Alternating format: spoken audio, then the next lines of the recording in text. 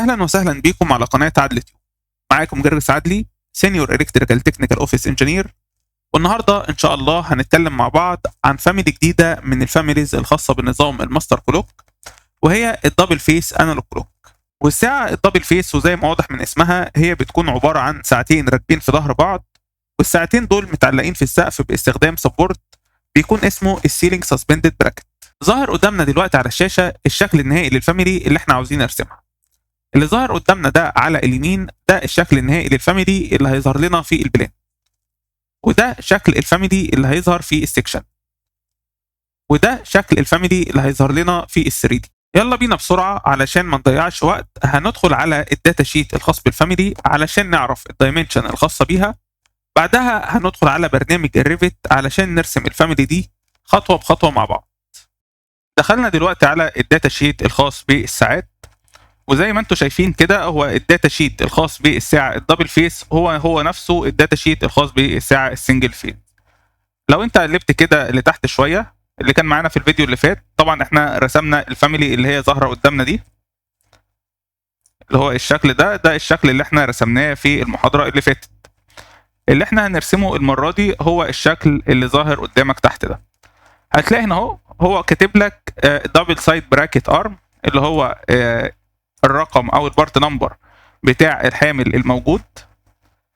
هتنزل تحت كده شويه هتلاقي هو كاتب لك هنا تفاصيل الحامل، الابعاد بتاعته سواء الطول او العرض او الارتفاع، وموضح لك هنا الساعه وازاي الساعه بتتعلق في الحامل. زي ما انت شايف كده في الصوره اللي قدامك، ده الحامل العرض بتاعه هيبقى 50 مللي، والطول بتاعه 88 مللي، والارتفاع بتاعه 152 مللي.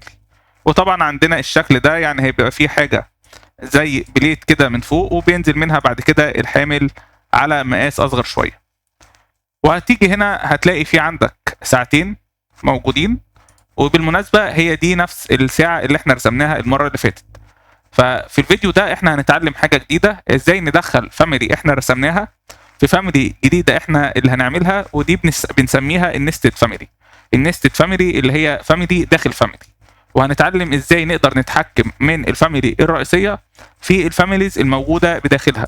فدي نقطه جديده ومهمه هنتعلمها عندنا في الفاميلي دي. هتلاقي اهو في عندك ساعه وفي ساعه، وفي ده السبورت نازل، وده الظهر بتاع الساعه الاولانيه، وده الظهر بتاع الساعه الثانيه. الفاميلي النهارده فيها عدد كبير جدا من الافكار، عشان كده عاوزك تركز معايا جدا، لان احنا هنعدي فيها على عدد كبير من الافكار اللي احنا ما عدناش عليها في الفيديوهات السابقه. ومن هنا تيجي اهميه الفاميلي دي. يلا بينا ندخل على برنامج الريفت ونشوف على الطبيعه الفاينل برودكت اللي احنا عاوزين نوصل له في الفاميلي بتاعتنا، ونشوف ازاي هنقدر نوصل للنتيجه دي. دلوقتي احنا دخلنا مع بعض على برنامج الريفت، وزي ما تعودنا مع بعض بنشوف الفاينل برودكت في الاول اللي احنا عاوزين نوصل له. فده شكل الفاميلي النهائي اللي احنا عاوزين نوصل له النهارده. ده السيمبل اللي احنا هنرسمه للساعه الدبل فيس. لو دخلت كده على السكشن ده الشكل اللي هيكون ظاهر عندك. ده سكشن كده زي ما انت شايف، هتلاقيها عباره عن ساعه وفي سبورت اهو مرسوم واصل بالسقف. لو دخلت على ال 3 دي هتلاقي في عندك الساعه ظاهره بالشكل ده. لو جينا صغرنا كده السكشن بوكس شويه، زي ما انت شايف كده الوش ده ساعه والوش ده هيكون ساعه، وفي حامل اهو في النص. والفاميلي دي نعملها بارامتريك، بحيث ان احنا لو حبينا نعدل في اي حاجه نقدر نعدلها من غير ما نحتاج نعمل فاميلي جديده. يعني على سبيل المثال لو انت حبيت تطول الطول بتاع الحامل هتقف على الفاميلي زي كده، هيكون في عندك هنا بارامتر اللي هو السسبنشن هايت. ممكن بدل ما هو 158 اخليه مثلا 300.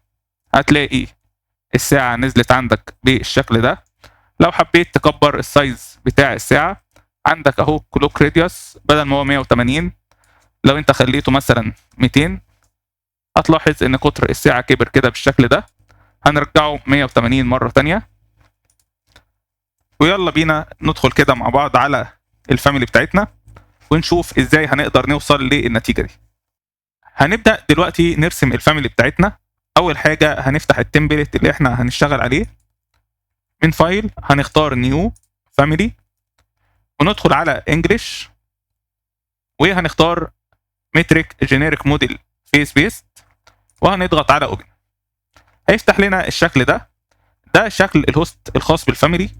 الفاميلي بتاعتنا هوستد على السقف، فتقدر تتخيل ان الشكل اللي قدامك ده هو السقف اللي انت هتشتغل عليه. تخيل معايا كده ان انت باصص تحت، يعني واقف تحت الساعه وبتبص على الساعه اللي هي موجوده فوقك. ده كده الشكل اللي احنا هنبدا نرسمه دلوقتي. هنبدا دلوقتي نرسم المستطيل اللي فوق ده اللي هو يعتبر البليت الخاص بالساعه. الابعاد بتاعته زي ما انت شايف كده 88 مللي والعرض بتاعه 50 مللي. هندخل على كرييت اكستروجن ونختار بيك لاينز ونكتب كده الاوفست نص ال 88 اللي هو 44، وهنرسم كده في الاتجاه ده، في الاتجاه الافقي. هنرسم كده في الاتجاه الافقي 44 مللي هنا و44 مللي هنا. وبعد كده هنرسم او هنخلي الاوفست 25 مللي اللي هو نص ال 50، ونيجي كده في الاتجاه الرأسي نكتب نعمل 25 مللي لفوق و25 مللي لتحت، ونستخدم امر تريم بحيث ان احنا نقفل الاضلاع بتاعه الشكل مع بعض. وهنفترض ان الارتفاع بتاع الاكستروجن ده اللي هو الحته الصغيره دي نفترض ان هي 10 مللي، فهنخلي كده هنكتب هنا كده الاكستروجن اند هنخليه 10 مللي ونضغط على فينيش. هتلاقي الشكل عندك كده اترسم بالطريقه دي. ممكن عشان نثبت الابعاد بتاعه الاكستروجن ده من السنتر لاينز بتوعك تيجي كده تعمل ميجر وتقفل الدايمنشن كده بالشكل ده،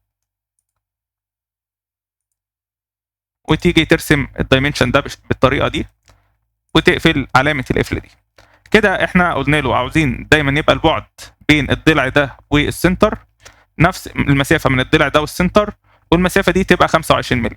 لو جربت كده تمسك الاكستروجن وتسحبه لفوق او لتحت هتلاقي ظاهر لك هنا رساله بيقول لك فيه كونسترينتس، فبالتالي بيمنع ان هو يتحرك الا لو انت طبعا ضغطت على ريموف كونسترين.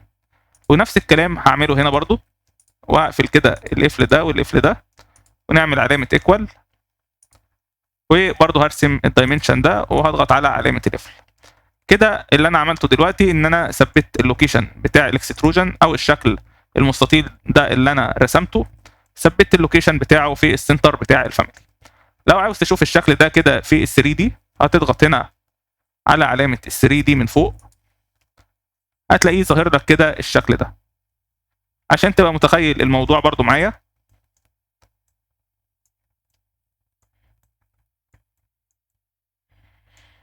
احنا يعتبر واقفين تحت كده والساعه هتبقى نازله لك، ده السقف وده البليت اهو هوستد على السقف. انا رسمت البليت، هبدا بعد كده دلوقتي اكمل ارسم الحامل لتحت وبعدين هنعلق في الساعه.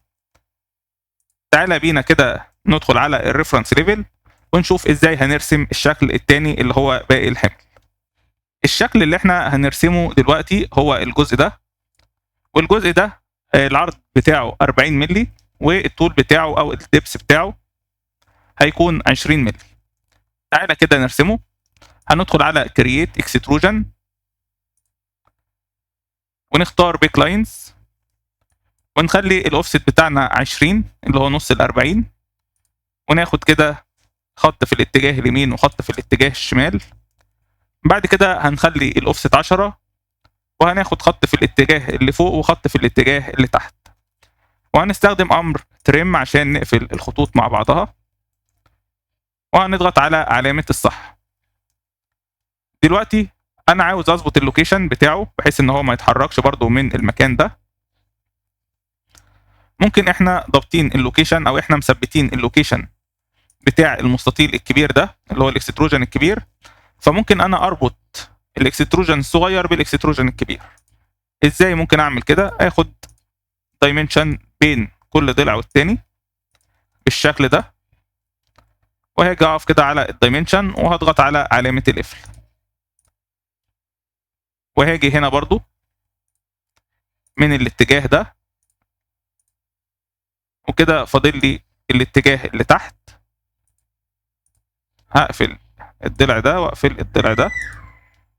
كده انا رسمت الدايمنشن وده قفلت الاضلاع.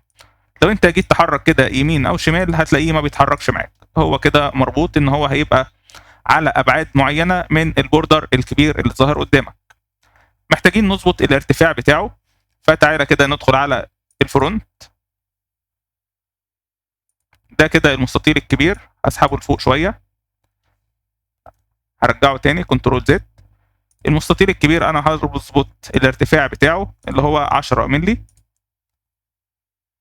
الصغير بقى هو اللي انا محتاج اسحبه شويه. هاخد المستطيل الصغير ده اسحبه كده لفوق، هربط الضلع بتاعه اللي تحت مع الضلع ده بالشكل ده، بحيث ان انا لو جيت اسحب ده لفوق اللي هو الحامل او الجزء الاعلى في الحامل هتيجي تسحبه كده. طبعا في كونسترين فمش هيرضى، اللي هو ال10 اللي احنا قفلناها دي. لو انت جيت تسحب الاكستروجن ده لتحت كده برضو مش هيرضى. فانت كده ضبطت العلاقه بين الاتنين مع بعض وبينهم وبين الهوست بتاعهم ده. فاضل لي كده الارتفاع بتاع الحامل.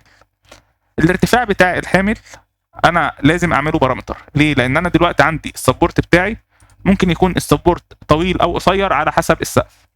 فعلشان كده انا هتجاهل الارتفاع اللي هو مديهولي ده في الصوره عندي اللي هو 152، وانا هعمل الارتفاع ده بارامتر. زي ما انت شايف كده هنرسم الدايمنشن بالشكل ده من الهوست لحد اعلى السبورت بتاعي. بعد كده هتقف على الدايمنشن ده وهتيجي من فوق كده وتضغط على كرييت بارامتر ونسميه سسبنشن هايت.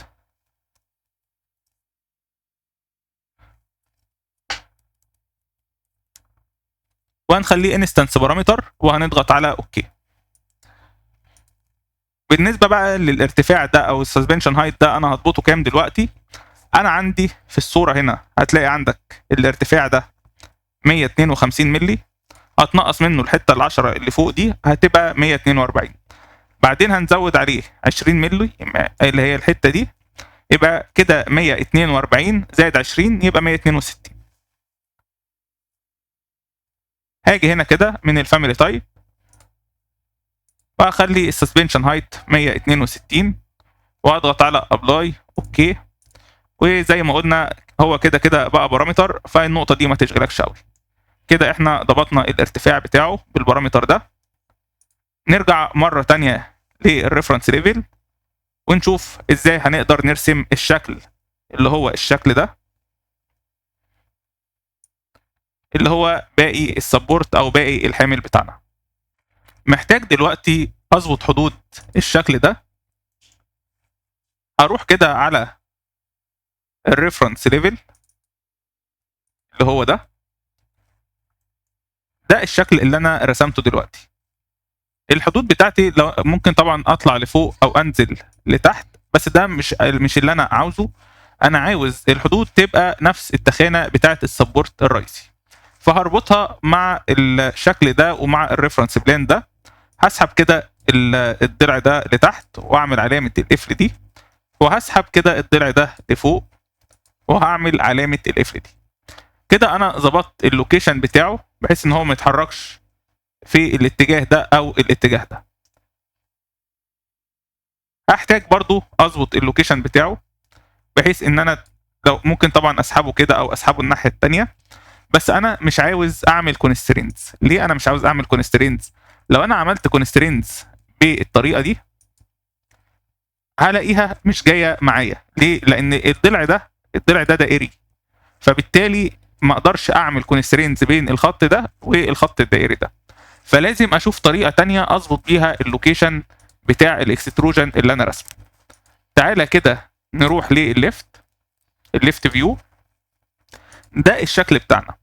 انا برضو عندي مشكله ان انا اقدر اسحب الشكل ده كده لفوق او انزله لتحت. طب هي دي مشكله في ايه؟ عشان نفهم النقطه دي تعالى كده ندخل على ال3 دي. انا دلوقتي عندي الشكل بتاعي اهو. لو انا دلوقتي خليت السسبنشن هايت ده بدل ما هو 162 لو انا خليته 180 وضغطت على ابلاي، هلاقي السبورت اهو دخل في الشكل اللي انا رسمه.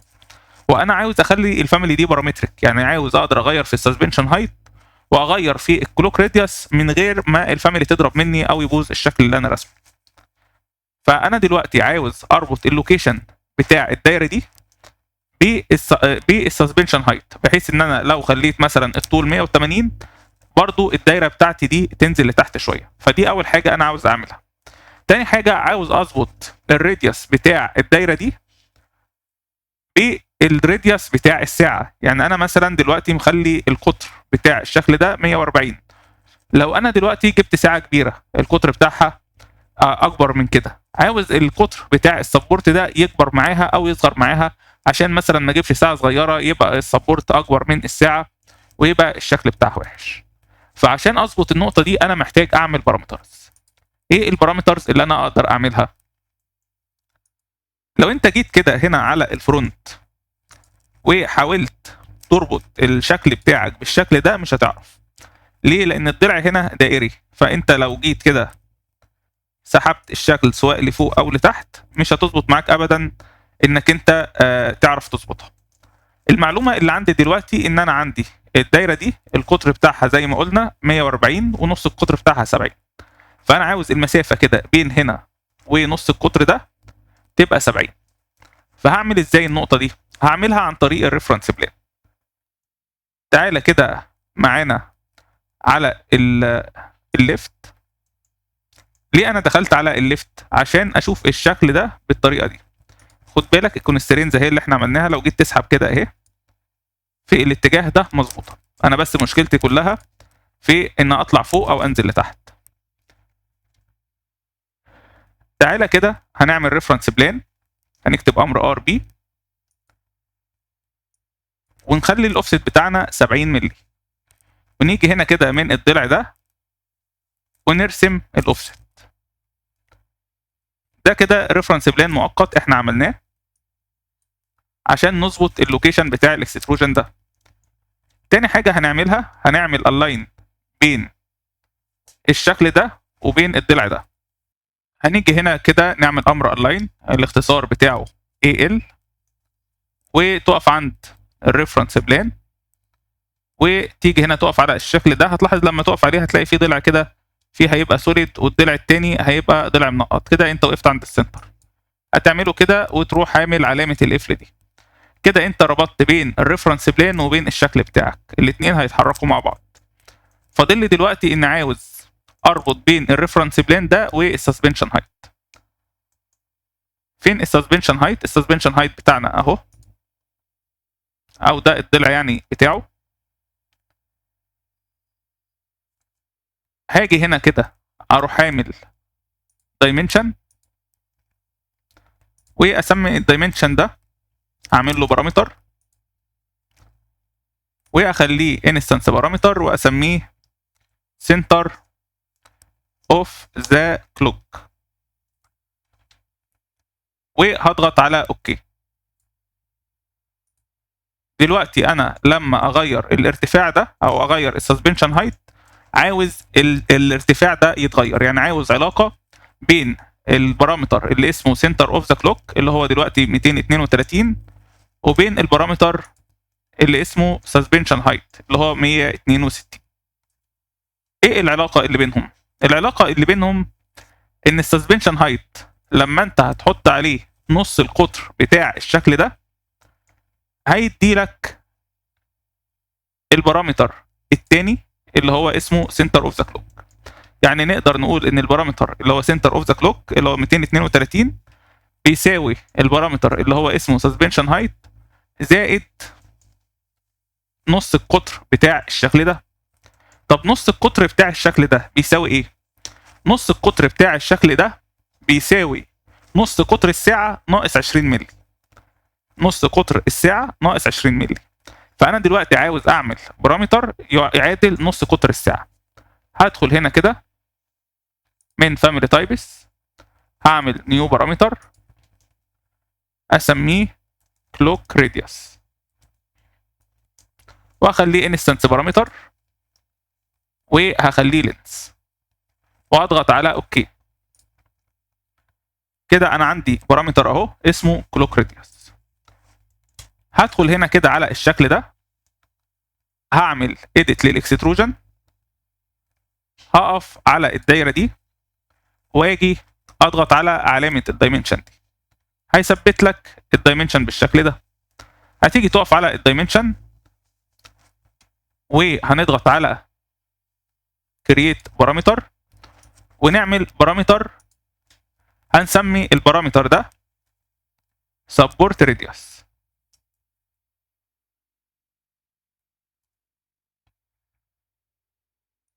او ممكن نسميه support circle radius عشان يبقى معروف ان هو خاص بالسيركل دي. يبقى كده عندي بارامتر اسمه support circuit radius، وهضغط على او اخليه instance بارامتر وهضغط على اوكي. ده كده البارامتر الاولاني. طب الدايره دي هقف عليها كده وبرضه هضغط على الدايمنشن ده واخد الدايمنشن ده برضه احوله لبارامتر،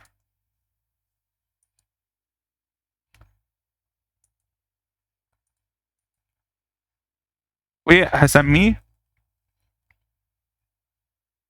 support inner circuit radius واخليه instance بارامتر وهضغط على اوكي.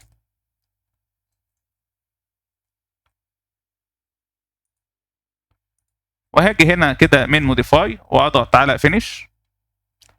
كده انا عملت البارامترز بتاعتي. هاجي كده ادخل على فاميلي تايبس وهعمل العلاقات بين البارامترز وبعضها. هنقوم دلوقتي بكتابه الفورمولا اللي هي بتوضح العلاقات بين البارامترز وبعضها. اول حاجه الكلوك راديوس، احنا الفاميلي اللي احنا بنرسمها دلوقتي مفترضين فيها ان الساعه بتاعتنا القطر بتاعها 160، اذا الكلوك راديوس نص القطر بتاعها هيبقى 80. يعني احنا عاملين او بنعمل فاميلي لساعه قطرها 160، يبقى نص قطرها 80، ده نص قطر الساعه نفسها.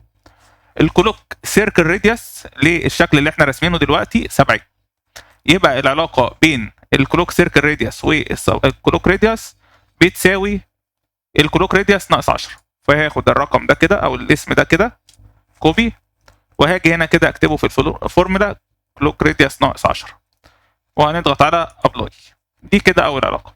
السبورت اينر سيركت راديوس بيساوي 60، فالعلاقه بين ده وبين الكلوك راديوس بتساوي الكلوك راديوس ناقص 20. فهاخد نفس الفورمولا دي كده هعملها هنا بيست وهغير بس ال10 دي اخليها 20. البارامتر اللي بعده اللي هو السسبنشن هايت، ده انت بتدخله عادي، مش هتربطه بحاجه. السنتر اوف ذا كلوك اللي هو اللوكيشن بقى بتاع الشكل اللي احنا رسمناه، ده هنخليه يساوي كده السسبنشن هايت اللي هو ده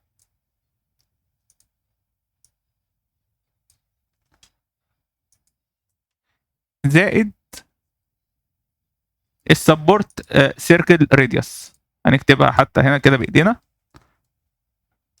سبورت سيركل راديوس. هنضغط على ابلاي وبيقول ان المشكله في حروف كابيتال احنا كاتبينها سمول. سبورت مكتوبه صح والسيركل مكتوبه صح، هي راديوس بس حرف الار كابيتال وهنا في ناقص يو. هنضغط على ابلاي، تمام كده الاسم مكتوب صح. هنضغط على اوكي. تعالى كده نشوف هل الشكل عندنا بقت الفورمولا مظبوطه ولا لا. هنجرب كده مع بعض. احنا كده التو بارامترز اللي احنا ممكن ندخلهم هم الكلوك راديوس والسسبنشن هايت. هنخلي السسبنشن هايت كده 180 ونضغط على ابلاي. الشكل كله اتحرك معانا اهو، فكده المشكله الاولى اتحلت. الكلوك راديوس بدل ما هي مثلا 80 تعالى نخليها 90 ونضغط على ابلاي. الدايره كبرت اهي ما فيهاش اي مشكله. هنرجع الارقام القديمه بتاعتنا، نخلي ده 80 وهنضغط على ابلاي، والسسبنشن هايت اخليه 162 وهضغط على ابلاي. كده رجعنا للارقام الاولانيه. اللي احنا بدأنا بيها الفاميلي. وعلى اساس الفاميلي دي زي ما قلت لك فيها عدد كبير من البارامترز وعدد كبير من الافكار، عشان كده الفاميلي دي مهمه جدا، مش لمجرد اهميتها كفاميلي لكن عشان الافكار اللي هي لماها. دلوقتي انا خلصت رسم السبورت بتاع الفاميلي. محتاج اعمل ايه دلوقتي؟ محتاج اضيف الساعات نفسها، محتاج اضيف ساعتين، ساعه من الجهه اليمين وساعه من الجهه الشمال. ومحتاج اعمل ايه تاني؟ طبعا محتاج اعمل ال 2 دي ريبريزنتيشن للفاميلي اللي هو هيظهر عندي في البلان. طب هل انا هبدا الخطوات دي من الصفر؟ لا، انا مش هبدا الخطوات دي من الصفر، انا هعتمد على الفاميلي اللي كنت راسمها في الفيديو اللي فات. فلو انت عاملها من الفيديو اللي فات او لو انت رسمتها معايا في الفيديو اللي فات فهي هتكون موجوده معاك.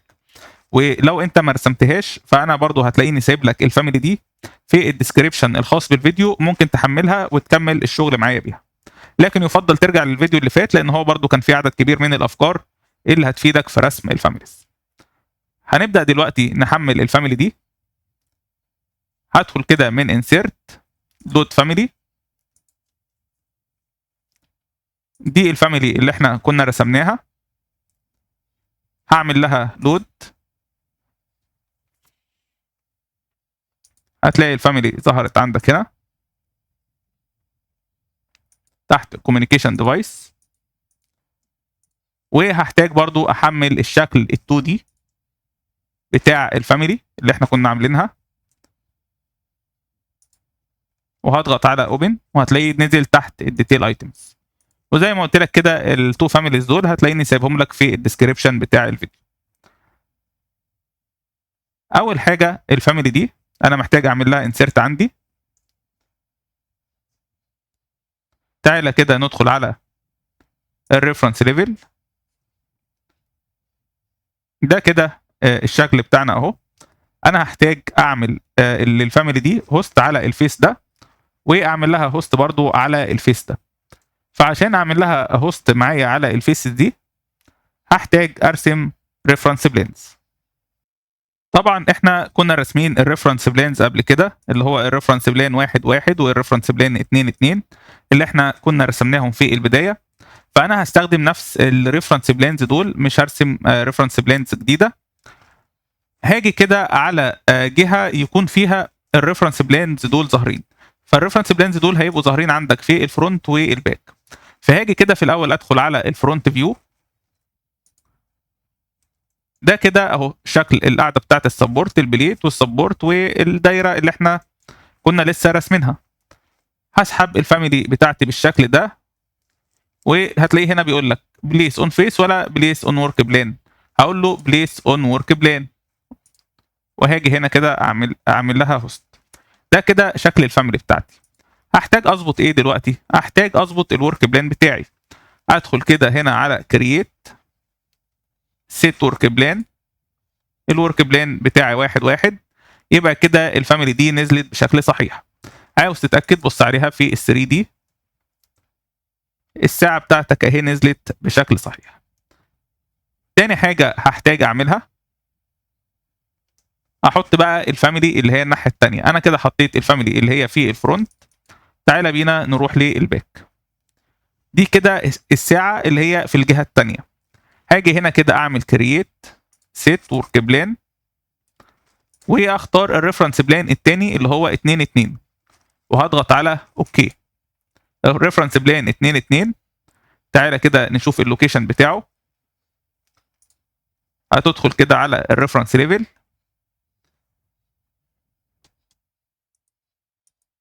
ده 2 2 اللي هو ظاهر عندك دلوقتي في الباك.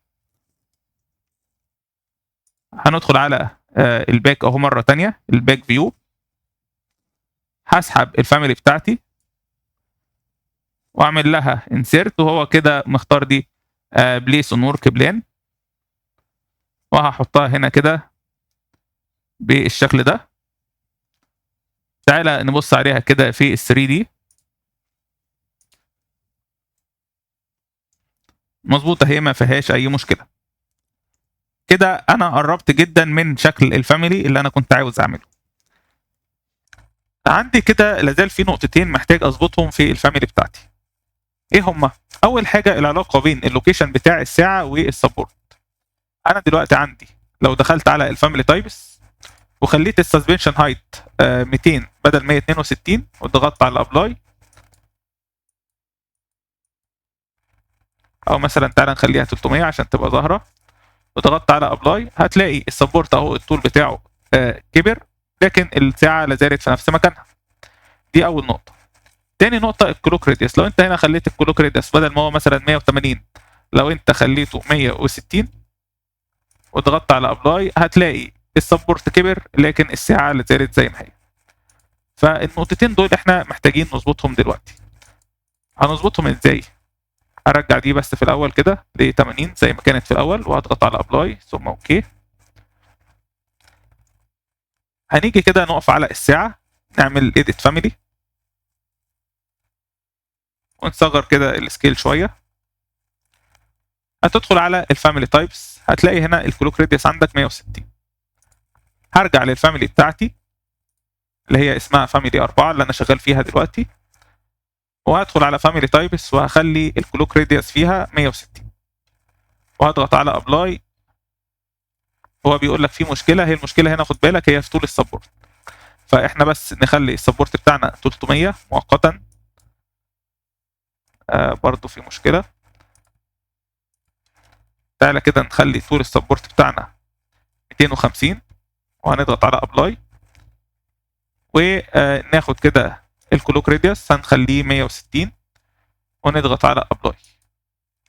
كده هتلاقي الدنيا هي ظبطت معاك، وهتضغط على اوكي.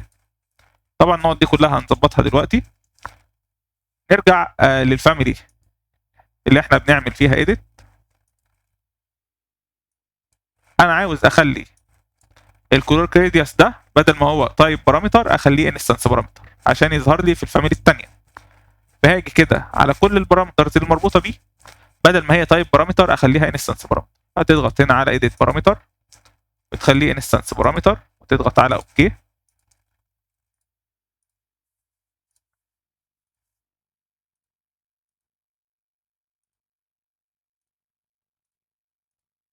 واخر حاجه هغير البارامتر نفسه واخليه انستنس بارامتر واضغط على اوكي. هعمل لود للفاميلي داخل الفاميلي بتاعتي اللي هي اسمها فاميلي 4 وهضغط على اوكي وهعمل اوفر رايت. هاجي كده امسك الفاميلي بتاعتي دي، هتلاقي الكلوك ريديوس 160 ده الكلوك ريديوس اللي هو في الفاميلي نفسها، فهربطه بالبارامتر اللي اسمه كلوك ريديوس اللي جوه فاميلي 4 اللي انا لسه عامله كرييت من شويه، يعني في الفاميلي بتاعتي ولسه مغير قيمته من شويه ل 160 وهضغط على اوكي. كده انا ربطت القيمتين ببعض. وهاجي هنا كده اخلي ده الكلوك ريديوس برضو بدل ما هو 160 هضغط على المستطيل الصغير ده واختار كلوك ريديوس. هتلاحظ كده البارامتر اهو عندك هنا بقى دي اكتف وفي الفاميلي الثانيه بقى دي اكتف. تعالى كده نشوف لو المشكله بتاعتنا اتحلت. خش كده على فاميلي تايبس وتعالى كده نخلي ال 160 دي نخليها 150 ونضغط على ابلاي. هتلاقي الثلاثه صغروا مع بعض. لو رجعتها مره ثانيه ل 160 هتلاقي الثلاثه برضو صغروا مع بعض. وبكده نكون حلينا اول مشكله وهي العلاقه بين قطر الساعه وقطر الحامل والبارامتر اللي اسمه كلوك ريديوس اللي انا عامله في الفاميلي بتاعتي. النقطة الثانية اللي احنا عاوزين نظبطها دلوقتي هي اننا نربط اللوكيشن بتاع الساعة مع اللوكيشن بتاع الحامل. هنيجي كده ندخل على الليفت، دي كده الساعة اللي على اليمين والساعة اللي على الشمال اهي، وده السبورت بتاعك اهو. لو فاكر كده كنا احنا عملنا هنا ريفرنس بلان وسماه سنتر اوف ذا كلوك.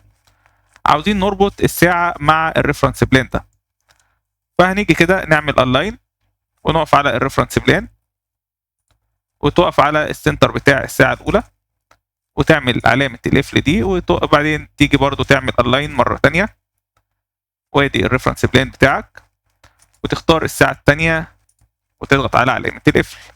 هل الساعة بتاعتك ممكن تتحرك في الاتجاه ده أو الاتجاه ده؟ مش بتتحرك لأن أنت عامل لها هوست على الريفرنس بلانز بتاعتك. تعالى كده نشوف الشكل بتاعنا كده في الفرونت. الشكل بتاعنا مظبوط اهو، مفيهوش مشكله خالص. تعالى كده نجرب نغير البارامتر. تعالى كده نخلي مثلا السسبنشن هايت بتاعك بدل ما هو 250، تعالى كده نخليه 200 وتضغط على ابلاي. هتلاقي الفاميلي كلها اهي اتحركت لتحت. رجعه مره تانية ل 250، كله طلع لفوق تاني. الكلوك راديوس 160، تعالى كده نخليها مثلا 140 ونضغط على ابلاي. هتلاقي الشكل بالكامل صغر. لو انت خليته 160 الشكل بالكامل كبر.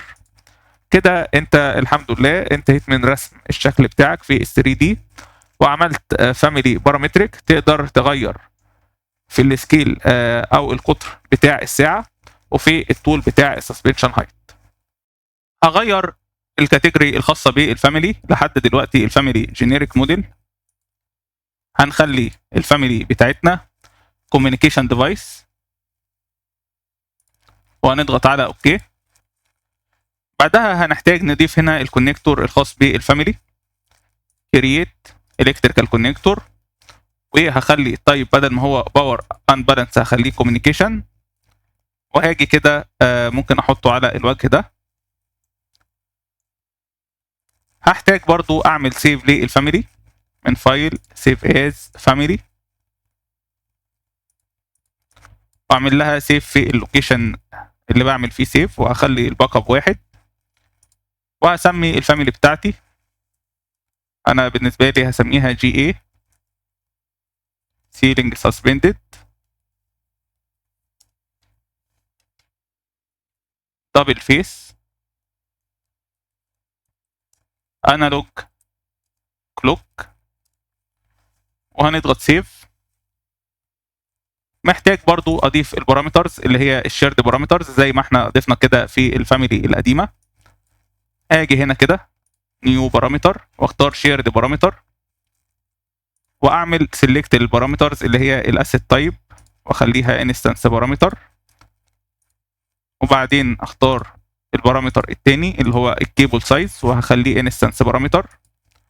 بعدين هختار البارامتر الثالث اللي هو الكوندويت سايز وهخليه انستنس بارامتر. وبعدين البارامتر الرابع اللي هو الديفايس تاج واخليه انستنس بارامتر، وهضغط على اوكي. تعالى كده ندخل على الفلور بلان. هتلاقي كده في ساعه اهي ظاهره من فوق وساعه ظاهره من تحت. ايه الساعتين دول؟ الساعتين دول لو تفتكر معايا في الفاميلي القديمه احنا كنا عاملين السيمبل ده ك 2 دي ريبريزنتيشن، فالسيمبل ده مختلف عن السيمبل اللي انا هستخدمه دلوقتي. طب انا محتاج اعمل ايه؟ محتاج اعمل اديت للفاميلي دي واشيل منها السيمبل ال 2 دي ده، بحيث ان انا اقدر اضيف السيمبل ال 2 دي الجديد اللي انا هستخدمه للفاميلي بتاعه الدبل فيس. طب هو ليه ظاهر كده؟ لان انا عندي ساعه في الاتجاه اليمين وساعه في الاتجاه الشمال.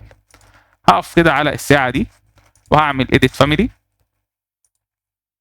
وهاجي كده انا كده جوه الفاميلي القديمه اهي اللي هي كان اسمها وول ماونتد انالوج كلوك. اجي كده اعمل ديليت للفاميلي دي اللي هي الديتيل ايتم دي، هتقف عليها كده وتعمل ديليت وتضغط على اوكي. كده السيمبل بتاعك اتمسح. هتعمل لود للفاميلي داخل المشروع مره ثانيه، لود، وهختار الفاميلي بتاعتي اللي هي السيلينج سسبندد، وهضغط على اوكي وهتضغط اوفر رايت ذا اكزيستنج فيرجن. هتلاقيها اختفت. كده الفاميلي عندك ما بقاش فيها ال 2 دي ريبريزنتيشن ده. هحتاج انا اضيف فاميلي جديده يكون فيها ال 2 دي ريبريزنتيشن بتاعي. تعالى كده نقوم بتحميل الفاميلي ونشوف ازاي هنقدر نعدلها. هندخل على insert دوت فاميلي وهنقوم بتحميل الفاميلي اللي هي وول ماونت سنجل فيز انالوج كلوك داش 2 دي.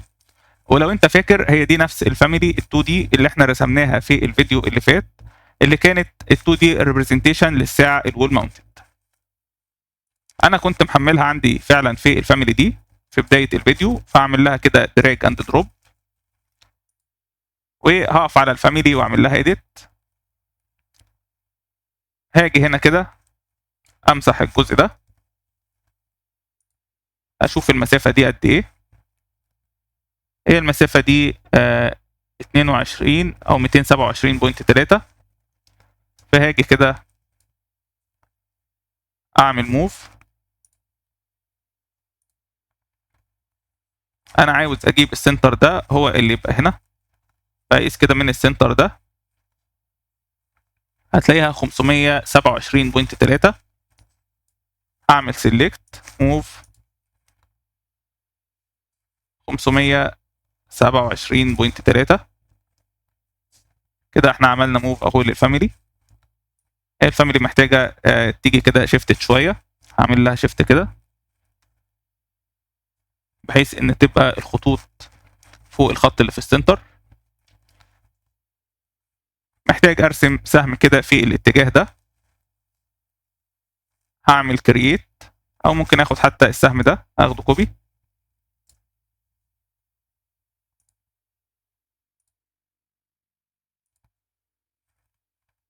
وبعدين ممكن اسحبه كده شويه برضو عشان يظهر معايا بصوره افضل. وهاخد نفس الشكل كده اعمل له ميرور بيك اكسس واجيبه الناحيه الثانيه.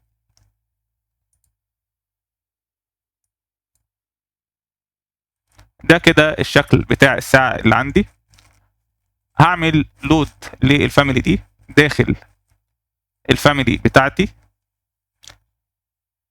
اللي هي جي اي سيلينج دبل فيس انالوج كلوك، وهضغط على اوكي اوفر رايت. ده كده الشكل الجديد بتاعي. هاجي اعمل الاين للفاميلي دي بالشكل ده.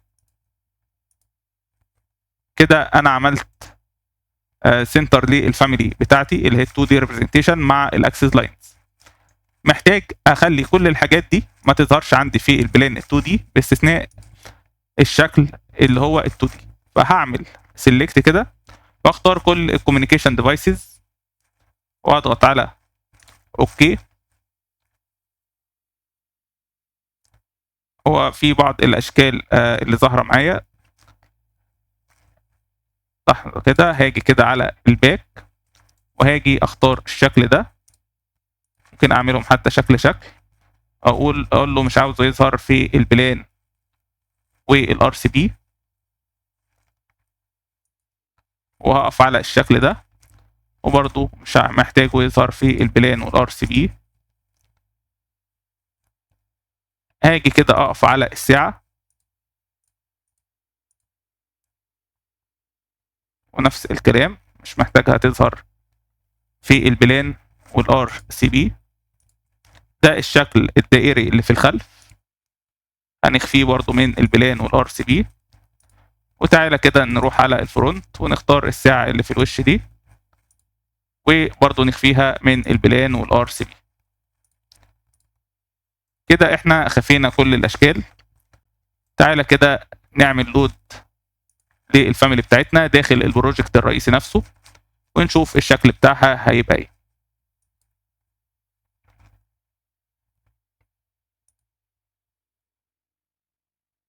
دي كده الفاميلي الجديده بتاعتنا، انا هحطها اهو على الشمال. ودي الفاميلي القديمه بتاعتنا. هتلاحظ السيمبل اهو مظبوط ما فيهوش اي مشكله، هو بس ممكن يكون اتجاه السهم ده لتحت والاتجاه ده لفوق، لكن هي في النهايه ده 2 دي ريبريزنتيشن. انت طبعا لو عاوز تعدلها مفيش مشكله ممكن تعدلها. لو دخلنا كده على السكشن، بس محتاجين نكبر السكشن شويه.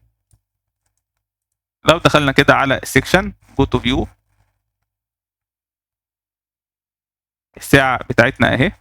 هي الساعه بس نازله هوستد على البلان ده اللي هو ليفل 1. هروح اظبطها في ال 3 دي. ده ال 3 دي بتاع الفاميلي. هدخل على ال 3 دي بتاع المشروع.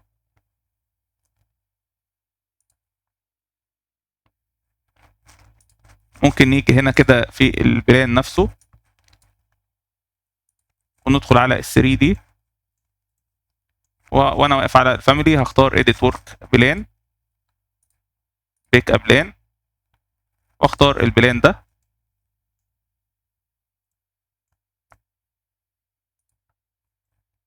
الفاميلي محتاج ايه تعمل لها روتيت.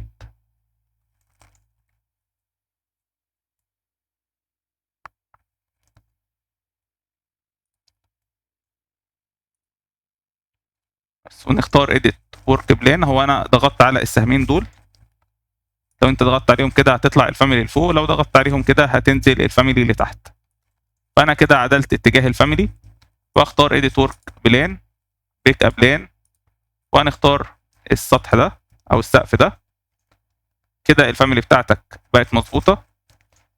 هو طبعا اللي ظاهر ده يعني ده شكل تاني مش الشكل بتاعنا، اللي هو اللي ظاهر عندك على الشمال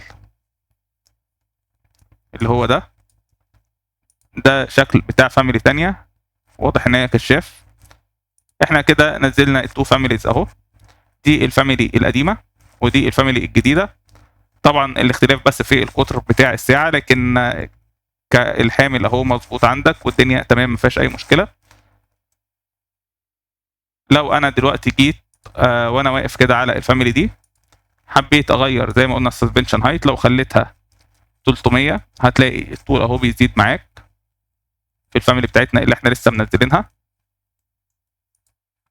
لو انت وانت واقف على الفاميلي خليت الكلوك راديوس هتخليها مثلا 180، هتلاقي الساعه كبرت معاك كده بالشكل ده. فالفاميلي مظبوطه ما فيهاش اي مشكله. لو رجعنا للسكشن ادي شكل الساعه بتاعتنا اهي، الساعه الجديده اللي احنا عملناها نفس الفاميلي، السسبنشن هايت اهو.